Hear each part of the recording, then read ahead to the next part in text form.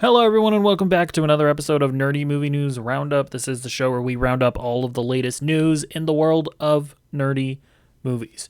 We got a metric ass ton of things to talk about today, so let's just jump right into it. So first up, I did want to talk about, and we are going to get to the Batman Part 2 extravaganza that Matt Reeves tweeted out this past week.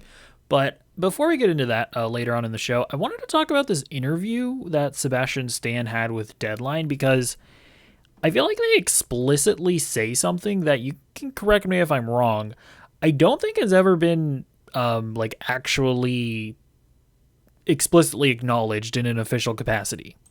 Right? So it says here, Sebastian Stan on his Romanian roots in Fjord. That's a movie that he's doing, I think. Fatherhood, toxic masculinity, real life heroes, and the Batman Part 2. And so it says here in the Deadline article, as he prepares for both fatherhood and playing a supervillain in the Batman Part 2. And then it also says down here, soon Stan will begin work on the Batman Part 2 in the role of supervillain Harvey Dent, aka Two-Face. So there have been plenty of reports essentially saying that Sebastian Stan is going to be in the movie. There have even been reports indicating that he is going to play Harvey Dent, aka Two-Face.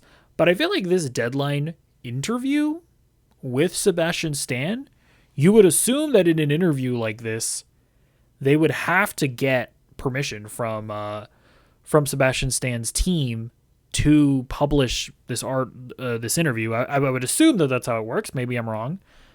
This seems like basically confirmation that Sebastian Stan is going to play Harvey Dent, aka Two-Face. And obviously we're going to get to the rest of the casting confirmations later on in the show, but I think this is really cool casting. You know, Sebastian Stan, I think, is one of our more interesting actors. Like, he can go from playing Bucky in the MCU to playing, who am I thinking of? Yeah, sorry, I was thinking of Tommy Lee, that he can go and play in Pam and Tommy. He can play Donald Trump. Like, didn't he also play a guy with a really crazy skin condition or something last year as well? Like, he can play a serial killer in Fresh. Like, this guy is such an interesting, dynamic actor. Like, Harvey Dent, aka Two-Face, is somebody that has been done on film before, right? Both in Batman Forever and in The Dark Knight. So kind of, I mean, not nearly to this much of an extent, but kind of similarly to the Joker. If you're going to do Two-Face again, you really need a talented actor that is going to find something else to do and say with this character. And I definitely think that Sebastian Stan is one of those guys that can find an interesting angle into Two-Face. So, yeah, I mean, I feel like it's basically confirmed at this point, and I think it's cool. I approve. All right, next up, there's a Voltron movie that we've been talking about that is being made over at Amazon, and apparently they're just not gonna release it in theaters. So yeah, it says here, fans of Voltron anxiously awaiting the release of the upcoming live-action remake will not be heading to theaters to watch it. Amazon MGM Studios' live-action remake of the 80s animated series will head straight to streaming on Prime Video upon its release, Collider reports. According to the outlet, the move was announced by the studio on Monday, May 11th. The exact release date has yet to be announced. Yeah, this definitely feels like a weird decision. Like, you know, is Voltron like a super relevant IP in 2026? Definitely not. But at the end of the day, if you're going to make a movie about giant robots, it's like, I don't know, why not give it a chance in the theaters? Because this is the other thing that I don't understand about the streaming model. I understand that Netflix can afford, right? Like, Netflix is the golden goose, right? Where they have, I think, what is it, like over 100 million subscribers worldwide to Netflix. So it's like they have the golden goose. They have enough subscriptions. They make enough money that they make money hand over fist on streaming. They can afford to just make stuff and put it on streaming, and they don't necessarily need the theatrical revenue to stay alive. And Amazon is, of course, also a super massive company, so they don't necessarily need it either. But it's like, why not get the the theatrical revenue? Like, if you put a movie in theaters first, it's going to go to Netflix at some point. And it's not like the most popular movies on streaming are necessarily straight to streaming. Like, some of those popular movies on streaming are stuff like Moana, right? Like, stuff that gets put in theaters first. If anything, the theatrical run of a movie almost works as advertising for whenever it finally shows up on a streaming service. So I just don't really, I feel like there isn't that much of a benefit to putting your movie straight to streaming for your streaming service, when if you put it in theaters, you will, even if it's not like successful, like let's say let's say Voltron costs like $150 million and the movie only makes like $200 million. That's like a loss, right? But you still made $200 million more than you would have made if you just put it to Prime Video. So I don't know. It's always a weird decision to me. So, not that I care about Voltron anyway, but I'm sure Voltron fans and Henry Cavill fans and people that are excited to see Henry Cavill in Voltron, I'm assuming you guys are disappointed, and I feel for you guys. I feel for you, my brothers. All right, next story. So an interesting theory that I've been seeing this week is that Matthew Lillard, we talked about how he was cast in Man of Tomorrow, the upcoming Superman movie that's James Gunn says this isn't a Superman sequel, but let's be real, it's a Superman sequel. Anyways, that's neither here nor there. People are basically theorizing that Matthew Lillard is going to be playing Plastic Man. And that's actually because a bunch of tweets that came out in 2023. So if we look over here, someone back in 2023 says, I met at Matthew Lillard today and I asked him what character he wants to play but hasn't gotten to, and he said, anybody in a James Gunn movie. Matthew Lillard responded, it says, true story. And then, James Gunn is, stroking his beard and saying, figuring it out. And then for whatever reason, am I blocked by whoever responded? Because I think when it says you're unavailable to view this post because this account owner limits who can view their posts, pretty sure that means you're blocked. So I don't know what I did to piss that guy off. But then whatever, something was deleted. This is the tweet that matters. Matt and I sat in a trailer with the head of Warner Brothers, Lorenzo D. Bonaventura, on the set of Scooby-Doo in 2000 and told him we wanted to do Plastic Man. So all the way back in 2000, James Gunn is saying that he told the head of Warner Brothers that he wants to do a Plastic Man thing with Matthew Lillard. Well, now James Gunn may not be the head of Warner Brothers, but he is the head of DC Studios, and nobody would stop him if he wanted to cast Matthew Lillard as Plastic Man. I mean, nobody's stopping him from making a Clayface movie before a Batman movie. So if James Gunn wants to cast Matthew Lillard as Plastic Man in Man of Tomorrow, he can. So I feel like this is like the most definitive clue or piece of evidence that we have in order to theorize who Matthew Lillard is going to be playing. Because we literally have James Gunn explicitly stating back in 2023 that he at one point wanted Matthew Lillard to play Plastic Man. Now look, I'm not going to sit here and pretend that I am a big fan of Plastic Man because I'm not. So I'm not going to necessarily say whether or not I think Matthew Lillard would be like the perfect fit for Plastic Man, but based off of what I've seen in like Batman the Brave and the Bold animated series, like I think Matthew Lillard could do his twist on Plastic Man that I think could be fun, especially in a James Gunn type movie. So yeah, I'd definitely be down to see it. Would you? Let me know in the comments down below. All right, next story. We finally got a premiere window. Not a date necessarily, but a premiere window for Ahsoka Season 2.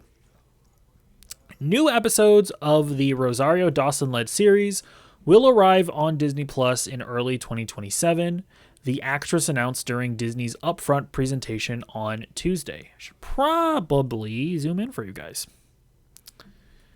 There we go. Should maybe... Does that help to zoom in more? Sure, why not? Okay. Should I cut this out? I won't. I refuse. This season, the battles are bigger, and the stakes are higher, guys. She said. Disney also revealed a sneak peek at the upcoming season featuring creator Dave Filoni and some of the cast discussing the making of the episodes. Based on what they said, it seems Dawson's assessment is correct. Expect some epic galaxy wars to come. Did I highlight anything else? I don't think I did. I gotta say, the fact that this isn't coming out this year is pretty absurd. So, Ahsoka Season 1 came out in 2023. To be fair, in August 2023. So, it will have been 3 to 4 years in between seasons. That's just ridiculous. Like, these multi-year long breaks in between seasons of television, like, it's just so asinine. Like, if you want to make a TV show, make a freaking TV show. Give us meaty, or no, sorry. Give us, like, seasons in reasonable time frames. I don't even understand. I genuinely don't understand how that happens. How you can make a season of a TV show and then greenlight it for season 2, because I believe they greenlit it for season 2 like relatively quickly. And then it takes you 3 to 4 years to get the next one out. And it's what's even more wild about this is, little bro, you're not Stranger Things. Okay? Like, it's not even like Ahsoka was this massive success that was beloved by everyone, and we're all just salivating to see what comes next from the girl with the weird flesh hair. Like, none of us are like salivating for Ahsoka season 2. We're hoping for a better season than season 1, but like, yeah, it's just so weird to me.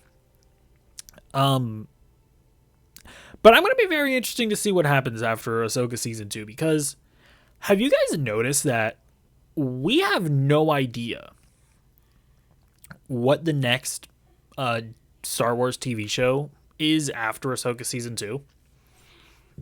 Have you guys noticed that? I feel like normally we know what the upcoming slate of TV shows are when it comes to Star Wars. They've been very quiet.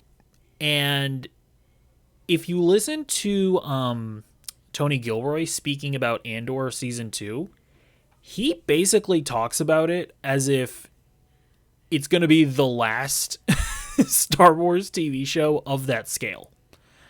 I really do get the impression that Disney does not want to spend on streaming shows in the way that they have in the past, right? Like, I don't know that they want to make massively budgeted shows like Andor.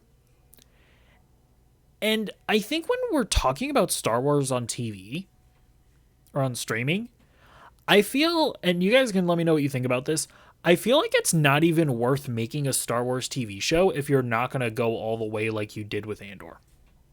Not necessarily saying that it needs to be the same tone as Andor, or that it needs to be like super dark or whatever and serious and gritty, but like you can't feel like you're having a massive downgrade from the theater, from a movie to your TV show. It still needs to feel grand and epic in scope and scale.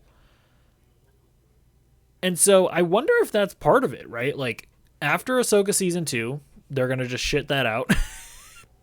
Frankly, probably put a kibosh on the whole, like, whatever Mandoverse that they were doing. And I kind of get the feeling that they're probably going to then focus on the movies. I mean, what I would like them to do is to, yes, focus on the movies. because that's kind of where I think Star Wars mainly should be, and only do like one show at a time, but have it be a show like Andor, where you find a true visionary that actually has a story that they want to tell.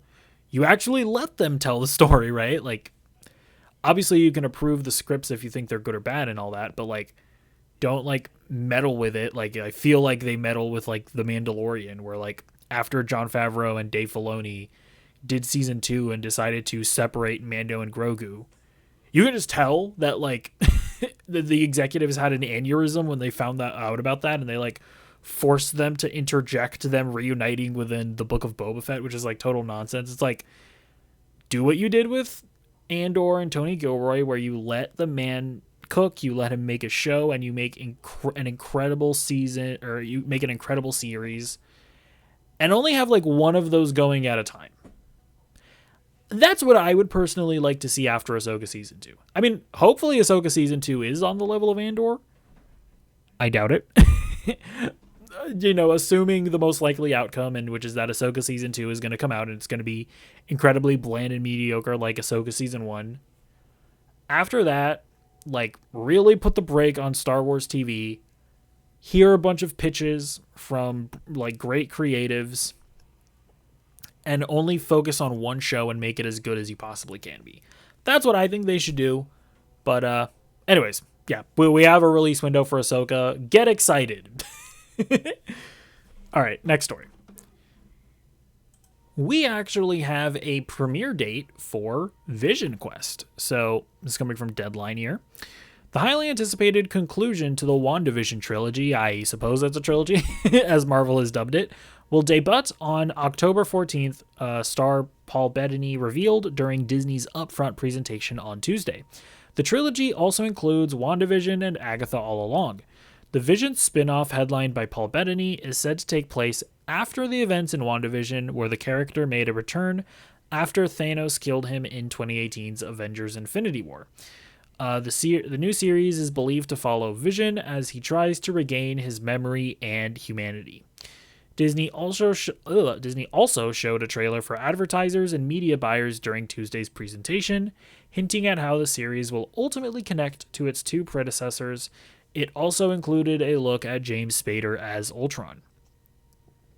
Other casts includes Todd Stashwick as Paladin, a morally gray mercenary anti-hero who acts as an assassin, targeting Vision's technology, and Ferran Tahir reprising the role of Raza, the Ten Rings leader from 2008's Iron Man. That's actually really cool. Deadline has also confirmed that Lauren Marai and Diane Morgan join the cast. We hear Marai will play Lisa Molinari, a character closely connected to Rard Malika's Thomas Shepard. And Morgan is playing an associate of Stashwick's character, Paladin. So, interesting stuff, right? This is definitely the most weird trilogy of the MCU, right? Because normally you have like Iron Man 2, Iron Man 3, Captain America Winter Soldier, Captain America Civil War, like very like similar-ish projects. It's like WandaVision, which is like a weird, wacky, almost like not Black Mirror, like Twilight Zone type show. Then you have Agatha All Along, which is this like spooky, Halloween-y witch show. And now we have VisionQuest, which seems like it's going to be much more of like a sci-fi show. It's very interesting that this is included as one of the trilogies of the MCU. But I gotta say, I'm fairly optimistic about it. It's being show-ran by Terry Matalas. Now, I admittedly haven't seen anything that Terry Matalas has made, but I've only heard good things, right? Like, he show-ran, I believe it was specifically the third season of Picard. And look, I'm not a Trekkie, but according to the people that are in the know and all that, seasons like 1 and 2 of Picard, poo-poo caca, but season 3 is apparently very good. Like weirdly good for how bad the other the first 2 seasons are. And then I believe he also did 12 Monkeys, which is like Also apparently very good. So like apparently this is just like a really solid guy that, assuming Marvel lets him cook, like he will deliver something good with Vision Quest. And yeah, I mean, again, it's interesting that WandaVision, very solid, even though it doesn't have the greatest ending. Agatha All Along, again, very solid, even though it doesn't have the greatest ending. Like, these are two of the best MCU shows. So hopefully they let this guy cook and he delivers something really solid as the finale of this trilogy. I guess the thing that mostly connects it are Wanda and Vision's kids, I suppose. Which is they're apparently they're going to play a role in this. Like, and I mean, there's also just so much material to work with here, right? You have like White Vision, you would assume is going to be the protagonist of this, and it's like he's going to have like not have like he might get informed of and he might get the memories of Vision, but he's not going to have like the same emotionality of Vision, and it's like, what does that mean? Right? Like, is he going to be able to grow at like find like the capacity to love his children and stuff like that? So yeah, very fascinating stuff. Very interested to see how that all's gonna go. All right, do you remember Rings of Power? I bet you love Rings of Power. Well, whether you like it or not, we are getting a season 3. Prime Video has confirmed a fall premiere date for Season 3 of The Lord of the Rings, The Rings of Power. The third installment of the epic fantasy series will launch on November 11th. The streamer announced the date Monday during Prime Video's presentation at Amazon's annual upfront. Now, this is interesting, right? The fantasy franchise is one of the company's most popular titles. Season 1 remains the biggest TV series premiere in the history of Prime Video, and Season 2 is among the top 5 most watched returning seasons ever. Season 2 debuted as the #1 original series on Nielsen's streaming top 10 chart, and remained in the top 4 throughout its entire run. Did I highlight anything else? No, I didn't. So yeah, I guess that's what I found interesting when I read this. Apparently, like, people can shit talk The Lord of the Rings all they want. Apparently it's successful enough for Amazon that they want to continue. Now, to be fair, Amazon did spend like, I don't remember exactly how much it was, but they spent like literal billions of dollars on the IP rights for Lord of the Rings. So you could make the argument that it almost didn't matter how like good or badly the Rings of Power performed. It's like when you spend that amount of money, you kind of have to like at least try to make as like a few seasons, like 2 or 3 seasons in order to like possibly try and justify that expenditure. But even still, it seems like it's getting like good viewership. Like it almost seems like a lot of the negativity is people on Twitter and on social media and the internet, but there probably are just a bunch of normal people that just casually watch and enjoy it. You know, I'm gonna make an admission here. I've actually never seen the Peter Jackson Lord of the Rings movies, never watched The Hobbit, never read the books.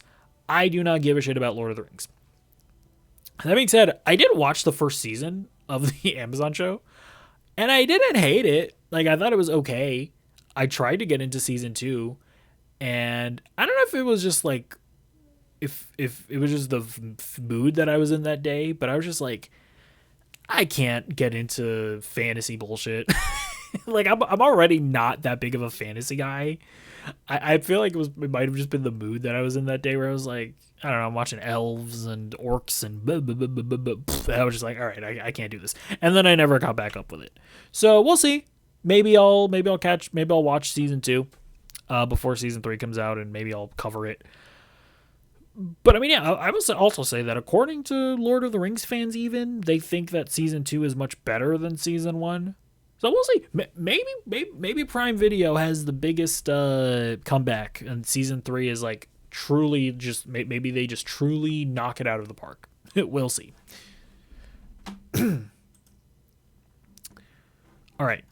It looks like Breaking Bad star Aaron Paul is going to join a show that I'm a little nervous about. if I'm being honest with you. So let me pull this up here. It's Fallout. Aaron Paul is going to be in season 3 of Fallout.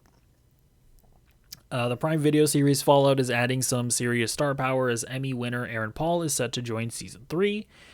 Annabelle O'Hagan and Dave Register have also been up to series regulars for the upcoming season alongside Francis Turner, who was upped to series regular in season 2. So that part is also interesting. So if you don't recognize those names immediately, because I sure as hell don't. Sorry. It's like this lady, the lady who was like, what happened to her again? I think she was like revealed to be she was like one of the original Vault people that like came out of the chambers or the hibernation chambers or something. So she's gonna play a bigger role in the next season. Also, the guy that was like pretending to be her husband or whatever, or unwillingly was being her husband or something. And then obviously the ghoul's wife is gonna play a bigger role on the next season. So yeah. Those are all like interesting characters, so I'm glad that they are being up to series regulars. That being said, listen, I love Aaron Paul. Like, of course I do. That being said, I do feel like Aaron Paul does just play Aaron Paul in everything that he's in, and he's great at doing that. I don't know if Aaron Paul playing Aaron Paul fits in the world of Fallout. I feel like Fallout kind of calls for more like character actors. And I'm not saying that Aaron Paul can't do that. I'm just saying that I've never seen Aaron Paul do that. So I'll definitely be curious to see how he does, but I'd be lying if I said that I didn't have any doubts. So we shall see. All right, let's get into some Batman stuff. So Matt Reeves, he went on Twitter. So the first thing that he did was he quote tweeted somebody saying, "My biggest effing dream is to see in live action is a bloody Batman in snow. I really hope this means it's happening." And Matt Reeves says, indeed it is. So Matt Reeves is basically confirming that at some point in the Batman Part 2, Batman is going to be all bloodied up and he's going to be walking around in snow. And I'd be lying if I said that doesn't sound like a cool visual. And Matt Reeves has just been posting a bunch of other stuff like, he's saying just over here having a little fun, and they're doing some like more camera tests, I assume. Again, I believe that all of this stuff is like camera testing. I don't think they've started shooting the movie. Like I don't think they have. But yeah, we just got Matt Reeves being a cheeky little bugger, and he's just posting a bunch of stuff. Is he drinking sparkling water? Can I just say this? I don't understand sparkling water. It's like, it's not flavored. The carbonation just makes it taste weird. It's like, either drink a soda or just drink water. Like, water's great. Look at this. I got a water bottle over here. Absolutely delicious. Why would I fuck it up with carbonation? It's merely a joke. Drink whatever you want, folks. But no. His tweets do get a little more interesting. He just starts tweeting out a bunch of random actors. So he started off, I mean, this is basically his way of confirming everybody that's going to be in the movie. So he says, "We meet again, my friend." So surprisingly, shockingly, Robert Pattinson is going to be back in The Batman Part 2. Wait for this to load. Again, shockingly, Commissioner Gordon is going to be in The Batman Part 2. Let's see, who do we have next? Waiting for the tweets to load is building anticipation. Andy Serkis, going to be in The Batman Part 2. They actually did we actually did know specifically something about Andy Serkis, which is that he almost wasn't in The Batman Part 2, and I believe it was like a big scheduling thing that they managed to schedule his ability to shoot the next Lord of the Rings movie, because I think he's directing it, while also appearing in the Batman Part 2. So definitely a good thing that they didn't have to like recast him or something in order to get him in there. But Matt Reeves just kept on tweeting. He did indeed confirm that Colin Farrell is going to be back as the Pinguino. Who's next? Oh yeah, I guess they had. He decided to make a point to tell us that the mayor lady, she was mayor, right? By the end of it, yeah, because they killed her. The Riddler killed her opponent. Yeah, she's back. Get hyped, everybody's. This is the character everybody's most excited about. The random mayor.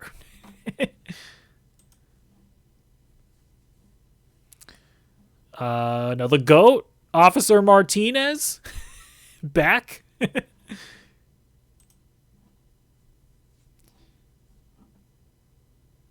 Okay, now we get to the more interesting stuff. So, it's obviously been reported in the major trades that Scarlett Johansson is going to be in the Batman Part 2. This is the first, like, official confirmation. Now, again, most of the reporting has been that she's going to be playing, I believe it's Gilda Dent, who, from what I've read, is, like, in various iterations of Batman, like, the wife of Harvey Dent. So presumably she's going to be playing the wife of Sebastian Stan's Two-Face. That definitely sounds like that could be really fun. There are also other aspects of her character that I guess I won't speculate too much about, just because, I don't know, it might be considered a spoiler. Do people consider that a spoiler? I don't know. I guess I won't. But needless to say, the possibilities of what they could do with her character are definitely interesting, and it would be really cool to see Scarlett Johansson play some potential aspects of her character. So, oh yeah, there we go. He tweets out Sebastian Stan. Now, Deadline basically confirmed that yes, he's playing Harvey Dent Two-Face. Then we get Charles Dance. Is that his name? Charles Dance? Let me make sure. Yes, I don't know why I doubted myself. This guy's playing let me see, I'm trying to remember. Yeah, they said he was going to play Harvey Dent's dad. So, theoretically, Charles Dance is going to be playing Sebastian Stan's dad. Now, from what I understand, again, I'm not too familiar with the comic books, Harvey Dent's dad is basically just like an abusive father, which Charles Dance, not exactly, not going to be exactly a stretch for him to play that. So we'll see. We'll see. Now, we also have this guy, who I should have had all these names pulled up. Okay, this guy's name is Sebastian Cock-a-doodle-doo. Whatever. I don't know who this guy is. I'm sure he'll be good. And then the last guy Matt Reeves decided to reveal is Brian Tyree Henry. Yeah, I absolutely love this guy as an actor. I'm really excited to see who he could possibly be playing in the movie. Like, I don't know. I'm trying to think, who would he be good if he is gonna play like a well-known character? Like, maybe he could play like a Professor Pig. I don't know, like that could be fun. Like really see him go like in the dark villain route. I've seen some people suggest maybe like Bullock, but I don't know. I feel like that'd be kind of boring. I feel like you wouldn't want to waste Brian Tyree Henry in a role like that. But yeah, we shall see. But yeah, no, I think it's a really great cast, and I am definitely salivating for this movie that should have been released already. But you know, what can you do? Well, they could have made the movie faster. That's what. All right, next story. We are going to be getting the live-action Legend of Zelda movie a little bit earlier. So, Nintendo tweeted out, "This is Miyamoto." I love how Miyamoto, from what I understand, doesn't have any social media or anything. So whenever he wants to say something, he just grabs the the Nintendo Twitter account and he just starts off with, "This is Miyamoto. I would like to let you know that the worldwide theatrical release date for the live-action film of The Legend of Zelda has been moved up to April 30th, 2027 from May 7th. The team is working hard to deliver the film to everyone as soon as possible. There's less than a year to go until release, so thank you for waiting." Sure. There's always a bunch of like weird marketing reasons that go into when exactly you should release a movie that is going to generate the most amount of hype and profit and yada yada yada. So, this whole thing that they're trying to do of like, oh man, we just want to get it to you earlier. It's like, no, they think that for whatever reason, like I'm sure it has to do with the movies that are releasing around it. They think it'll be more profitable to release on April 30th rather than May 7th. But it's only like a week. So it's really not that big of a deal. As far as the movie itself goes, I'd be lying if I said I was all that excited about it, After the two Mario movies, which I think are absolute poo-poo caca, I do not enjoy them. This idea that, if Nintendo is involved, if Miyamoto is involved, then they're going to make sure it's good. No, they're not. If Miyamoto has quality control over these movies, I'd really like for someone to teach him what a good movie is, if that's really what his role is. And yeah, like we know that the producers involved are like Avi Arad, which are, he's the guy that famously is like, or, allegedly has like messed with the creative visions of Spider-Man directors.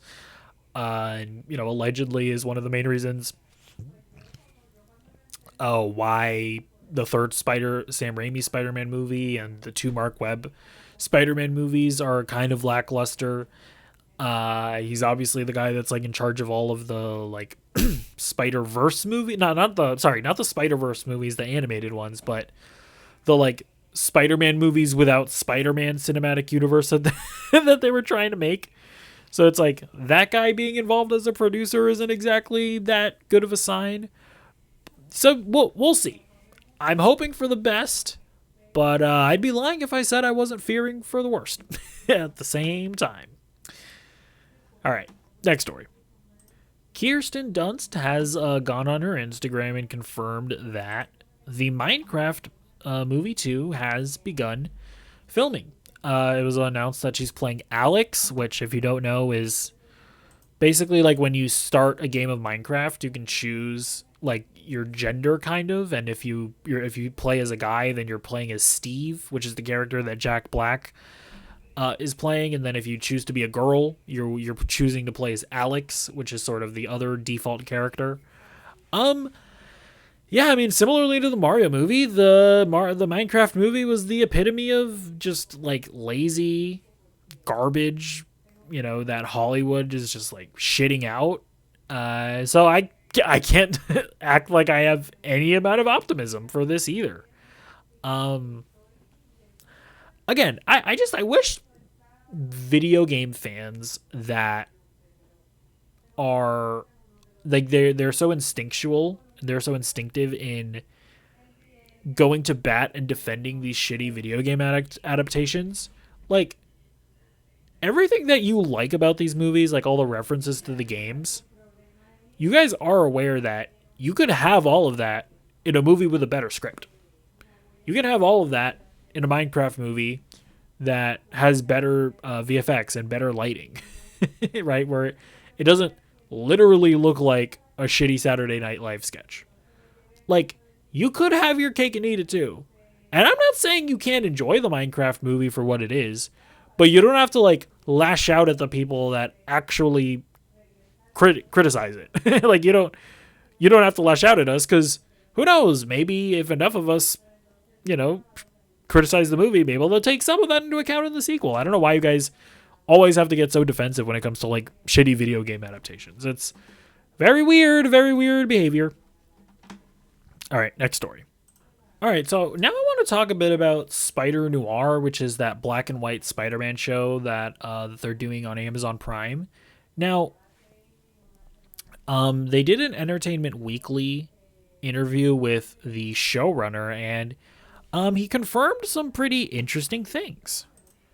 Spider-Noir would serve as a distant cousin, he says, to the animated movie Spider-Man Into the Spider-Verse, which saw Cage voicing a version of web-slinging Peter Parker from an alternate dimension that exists in a constant noir-style black and white filter. It's really not the same at all, Uziel states. The 8-episode Spider-Noir will be presented to viewers in both black and white and color, and Cage's character isn't Peter Parker. That figure doesn't exist in this particular Marvel world. Not yet, Uziel clarifies. Not in Season 1, I don't think. Instead, Cage is playing Ben Reilly, someone who was first introduced in the comic books as a clone of the traditional Spider-Man, and instead of going by the same superhero moniker, Ben is known simply under the mask as the Spider. In this 1930s set, New York City marked by the Great Depression and Prohibition. At the start of the show, it's been years since the character retired his superhero persona and plunged himself fully into his day job as a private investigator. Peter Parker is so synonymous to me with a young character and a coming-of-age story, Uziel comments. The Ben Reilly character allows it to immediately distinguish itself from a Peter Parker story. I think that's about all that I wanted to read here. Okay.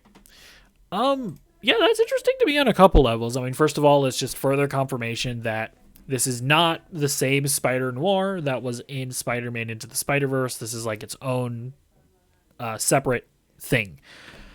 And it's very interesting to me that he says not only is he not playing Peter Parker, but Peter Parker might actually be a character in this down the road.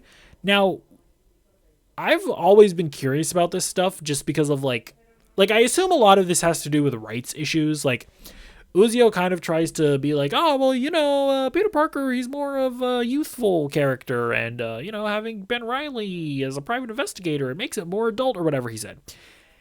I don't think that really has anything to do with it. I really think that this has more to do, or at least I thought it had more to do with rights issues of, I would have assumed that while Marvel is making live action Spider-Man movies with Peter Parker, my assumption is just that, well, Sony then, while Marvel is making those movies, I don't think they're allowed to do live action Spider-Man stuff where Peter Parker is Spider-Man. That's been my assumption, right? Like, this live action Spider-Noir show isn't even called Spider-Man Noir. It's called Spider-Noir. It's not even Peter Parker in the show, right? It's Ben Reilly. It's not even Spider-Man in the show at all, right? He's called the Spider or whatever. Like, my assumption is that all of this is just creative ways to get around, not violating their agreement with Marvel. So that's been my assumption. But I guess if they can use Peter Parker, I mean, that is interesting, right? Like, could they then make Peter Parker a Spider-Man? I don't know. I genuinely don't know. So we'll see how that all gets handled throughout the course of this show if they get to a season 2. I'm just going to be very curious to see what are the limits of what they can do with Peter Parker and what they can't do. I guess it would be fun if they are allowed to just use Peter Parker but not let him be Spider-Man. It's going to be very interesting to see how that goes. Anyways, next story. All right, so one of the big topics of conversation this year has been the live-action HBO Max Green Lantern series called Lanterns, and Entertainment Weekly put out an article that really goes way more in depth and provides us a bunch more information about the series, so let's read through some of it. You can't get more intergalactic than the Lanterns, yet Lanterns the series is a very grounded, Earth-based mystery in the style of True Detective. Kyle Chandler and Aaron Pierre star as two of these heroes, veteran Hal Jordan and newbie Jon Stewart, who investigate a crime in Nebraska. Now, Obviously, just that piece of information there has made people very upset, right? You know, people are all like, I don't want a grounded Green Lantern thing. Personally, I don't really care about Green Lantern, so as long as the show's good, I don't really care. But let's read on. Maybe they'll provide more information that makes the Green Lantern fans less upset. We wanted to tell an on-the-ground story, and that has a couple of different mysteries inside of it, Mundy explains. What we have going for us is that it's a Green Lantern story. They can conjure anything from the ring. They do go off the planet. There's all these other powers that they have. We want to use everything that's great about the mythology of the Green Lanterns, but at the same time, we wanted it to feel like an upscale mystery, a very emotionally tangible story about these people that are in it. So that's definitely a question that I've had about the show of like, okay, so you're doing a Green Lantern TV show. One of the, or at least I feel, one of the potential downfalls that you could have with something like this is, well, if you're doing a TV show, if you're operating on a TV show budget, how much of them making constructs can you realistically get away with, right? When when we're watching Superman, at no point is Guy Gardner hesitating to just conjure a bunch of random constructs up. Like, if you're limited to how much of it you can do on a TV budget, are we going to get to these weird places in the show where Hal and John are arbitrarily not going to just conjure stuff up? Right? Like that is one of the fears that I have going into it, is if for arbitrary budget reasons, the characters in the show are not going to be able to use like constructs and stuff. But I mean, they mentioned that we are going to see it, of course. So we'll obviously have to wait and see exactly how they handle it. That story begins in 2016, when a shooting occurs in the small rural town of Rushville, Neb. Hal Jordan, who has been keeping tabs on the town from afar for quite a while, is convinced it's an alien incident. However, the local authority, Sheriff Carey, finds no evidence to support that assertion. So that's kind of what we see in the trailer when the sheriff lady is like, "So you're a big shot. Well, this is my town. This is my territory, bitch," or whatever she says. And you actually have the pretty funny line from Kyle Chandler where he's like, or when Aaron Pierre is like, "She really hates your guts, don't she?" And he's like, "It's the way that she hates them." That was actually, I really like that part in the trailer. So yeah, we've already kind of seen what that dynamic is going to look like. There's a familiar tension just in terms of jurisdiction, Mundy describes. It's not like FBI and locals. It's the Lantern Corps and a local sheriff. That's our entry into that town and into the mystery. Hal is forced to bring along John Stewart, the new Earthbound Lantern recruit he still reluctantly mentors 2 months in. John remains a constant source of ire for Hal due to the fact that he is an anomaly. So this is actually another question that I had reading this article. So it says here, the story begins in 2016, when Hal Jordan thinks that there's a small town incident and that it's an alien thing. Is Hal bringing John along to investigate this in 2016? And after asking this question, are we basically saying that everything that we saw in the trailer of them coming to this small town is everything in the trailer in 2016? Anyways, I'll keep reading. Hal is forced to bring along John Stewart, and he's mad because John is an anomaly or whatever. In the history of the Corps, the Ring always chooses the Lantern. Those are the rules. It's how Hal got the job in the first place. There was never meant to be a Green Lantern of Earth, Mundy says, but after one of their members, Abin Sur, fatally crash-landed on the planet, the alien's ring was drawn to this former pilot to be its new bearer. John's recruitment, however, marks the first time the Guardians of the Universe, the very founders of the Corps itself, intervened to self-anoint a member of their order. they felt they had just cause. So that's interesting, right? And look, I'm not too familiar with Green Lantern lore, but is that always the case? Is it the case that the Guardians of Oa, the little blue guys, that they themselves pick John Stewart? And why would they even bother to pick somebody from Earth? That's interesting. I'm curious about that. Back when Hal was a recruit, he was mentored by a veteran Lantern named Thal Sinestro. Fans know the character's story well from the pages of DC Comics. The once storied member of the Corps went rogue and became consumed by the more corrupt yellow energy of fear. Ulrich Thompson portrays Sinestro on the HBO drama, but Mundy plays coy about whether he is the big bad of Season 1. Obviously in the canon, Sinestro is the big bad, he prefaces. The thing that interests us is this idea that Hal was trained by Sinestro. Hal is training John. In the coaching tree, we're very interested in what gets passed on, what doesn't. How much is human nature? We talked a lot about programming and parenting and training. What did Hal take away from Sinestro that was good or bad? It brings up a lot of interesting worries. So yeah, I mean, this is already like, you can kind of see really specifically where the True Detective comparisons are coming from, because if we're having these like dual storylines where some of it is going to take place in 2016 and then some of it is going to take place in 2026, it's going to be very similar to how we're going to see like flashbacks of John and Hal from 10 years ago versus present day. We're going to see flashbacks of Hal and Sinestro. So yeah, that stuff is very, very True Detective for sure. But actually, going back to this, so where was it? So it says here, because I feel like this actually might answer the question of how does Guy Gardner fit into all of this? So if it says here, there was never meant to be a Green Lantern of Earth.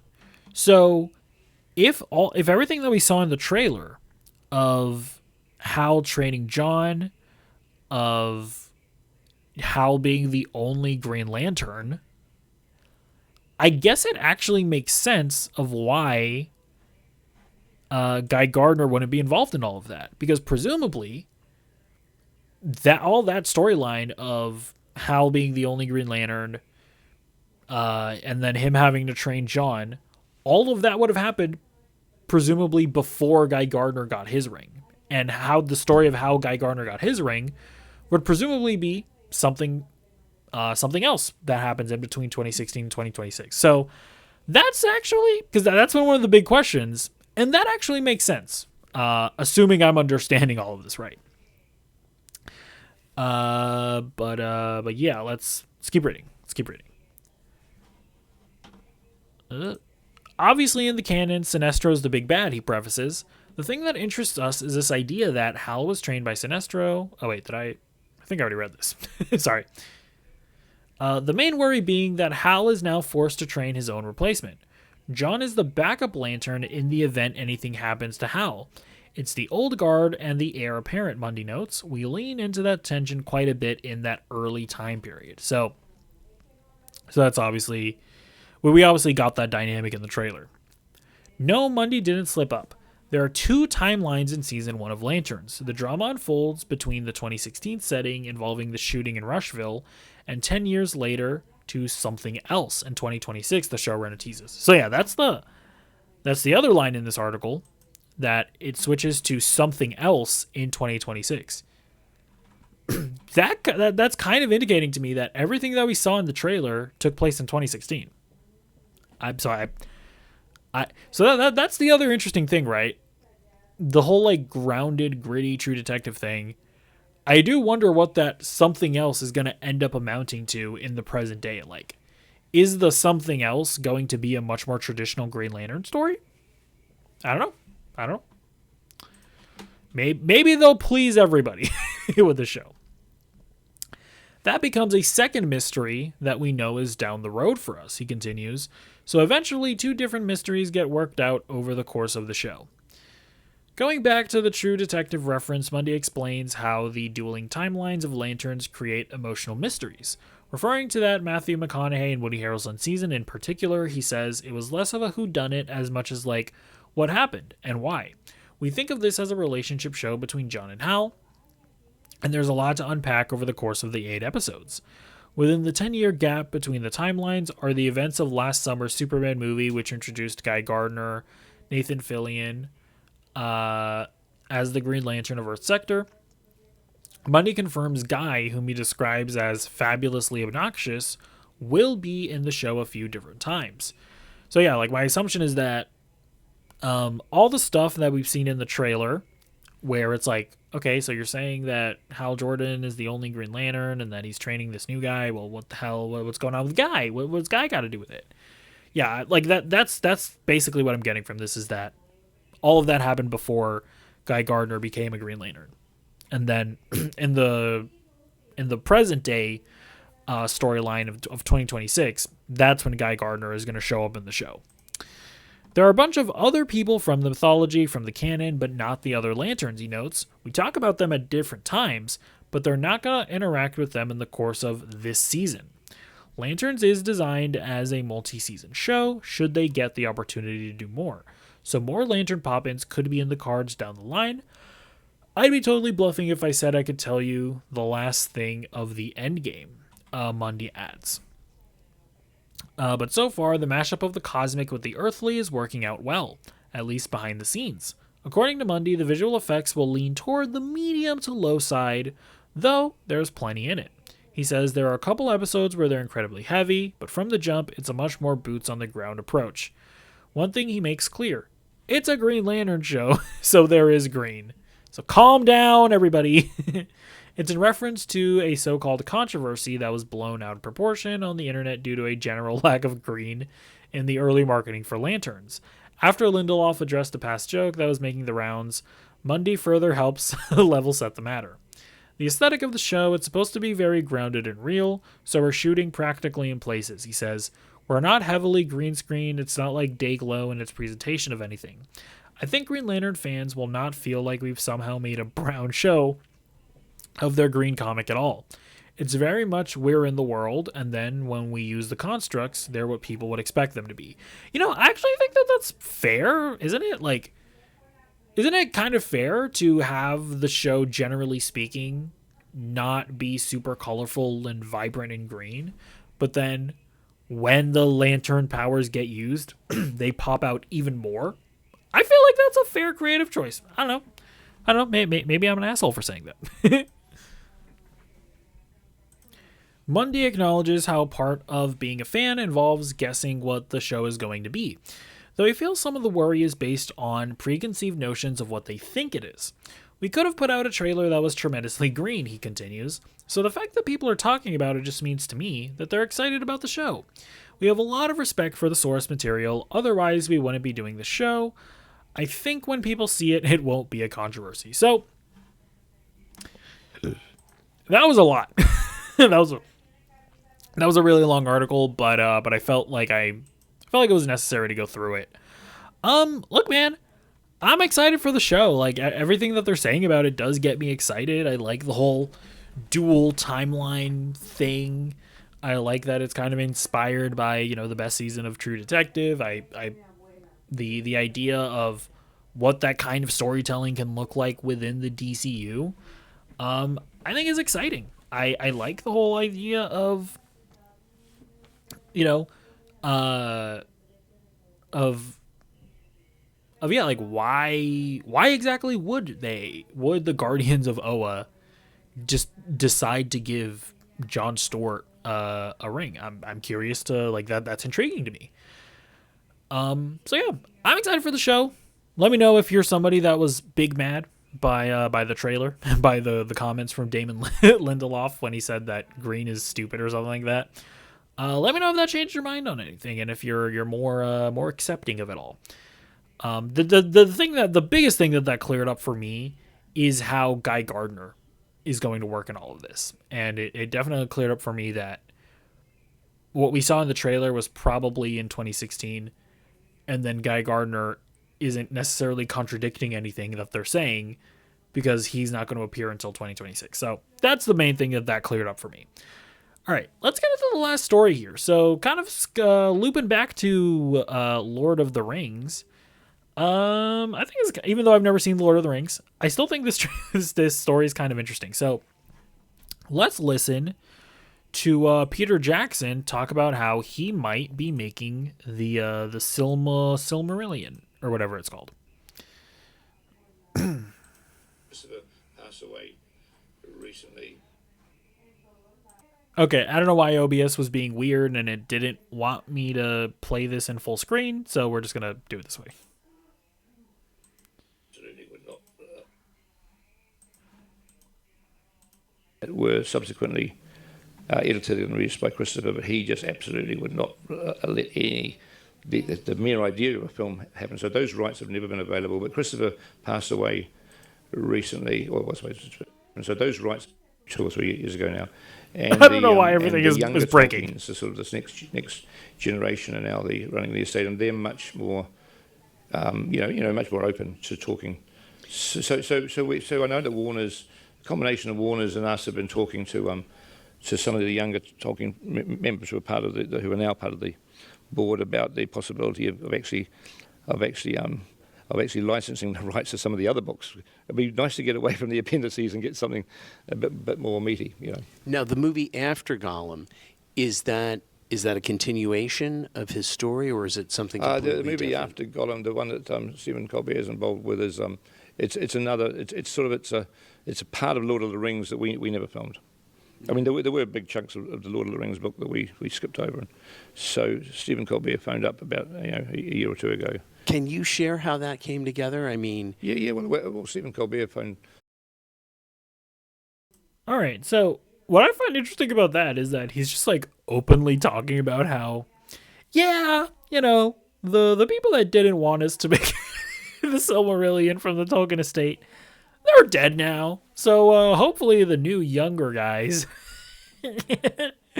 are like less emotionally attached to George R. Tolkien or whatever the guy's name is. Hopefully the younger guys are less emotionally attached to what his vision would have been. So they'll just let us milk this IP more. That is just, I know that's not what he said. That's what it came off as, and I think that's hilarious. I don't know. I have no opinion on the Silmarillion, if it should or shouldn't be adapted into a movie. I've heard that it's more of like a, I don't know, more of like a textbook than it is than it is like a narrative story. So it would be like harder, from what I understand, to adapt into a movie. But I don't know. We shall see. Anyways, that's going to be it. It's a long episode for Nerdy Movie News Roundup. Let me know what you think in the comments down below of any and all of the stories that we talked about today. And I'll see you in the next video. Goodbye.